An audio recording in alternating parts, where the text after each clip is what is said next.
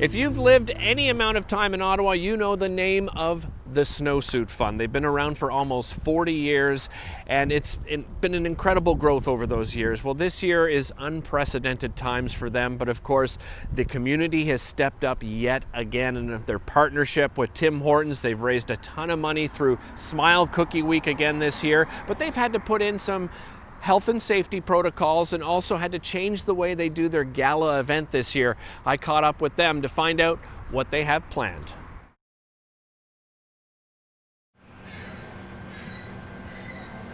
The Snowsuit Fund is in almost its 40th year.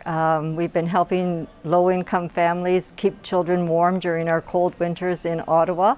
Last season we distributed over 16,000 snowsuits to families in our Ottawa area. Tell me about the growth over the years. Where was it way back almost those 40 years ago compared to where we are today? Well, it originally started with just a handful of snowsuits being handed out, and it has now grown to 16,000 each year.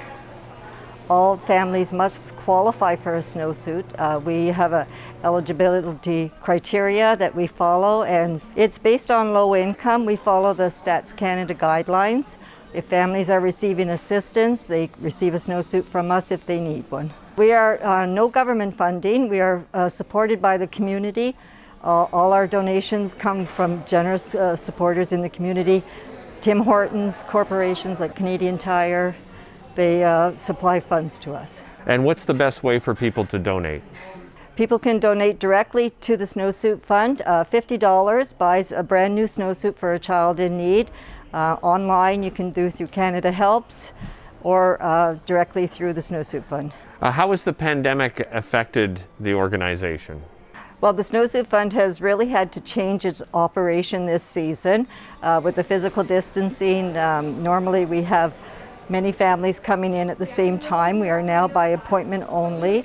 We don't know if our numbers will increase, but we expect that they will go up this season.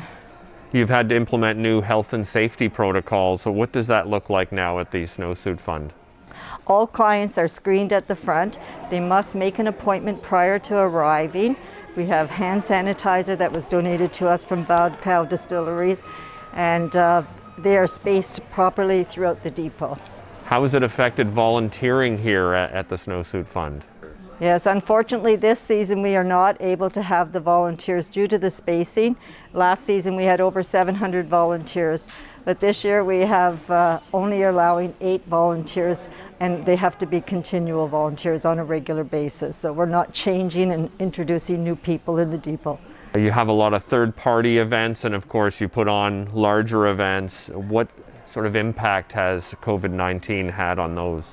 Well, typically we have a gala each season. This year we've had to change some thinking, and we're going to have a virtual gala in a box. So it's in the early planning stages, and hopefully it'll be very successful. We normally meet at the Chateau Laurier, and this was the one thing that I mentioned to several people. I said, we have to get our head out of the 300 people in one room and having a good time, babysitters, transportation, perhaps hotel accommodations, tickets, money for the raffles that night, a band, sitting down at a table of 10 with meal. We have to kind of get that out of our thinking, because that was then and this is now. So the thought about having that exact same experience but doing it at home, so getting a box delivered to your home with that gourmet meal, with some spirits, with some desserts, with some treats. And then also part of our gala was always about getting fantastic prizes from our sponsors, Tim Hortons and Canadian Tire in particular. So getting those prizes and offering those up virtually, maybe doing a 50-50 virtually. So we are just at the stages. We're going to send out early stages, we're going to send out a save the date in the next week. And we're working on it like crazy. It's going to be great. It's just a great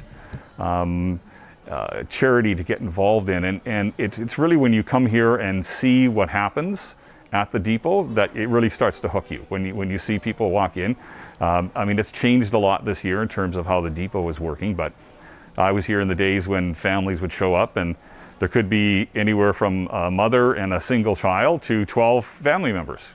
getting snowsuits and running back to the warehouse and getting different colors and different sizes. And the one constant that has always stuck with me is when you take a snowsuit out and you see a child's face.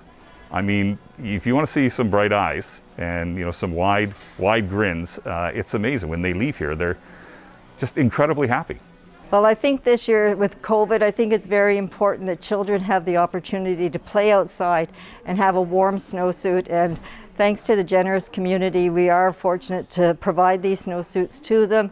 And I hope that once again we can count on their support.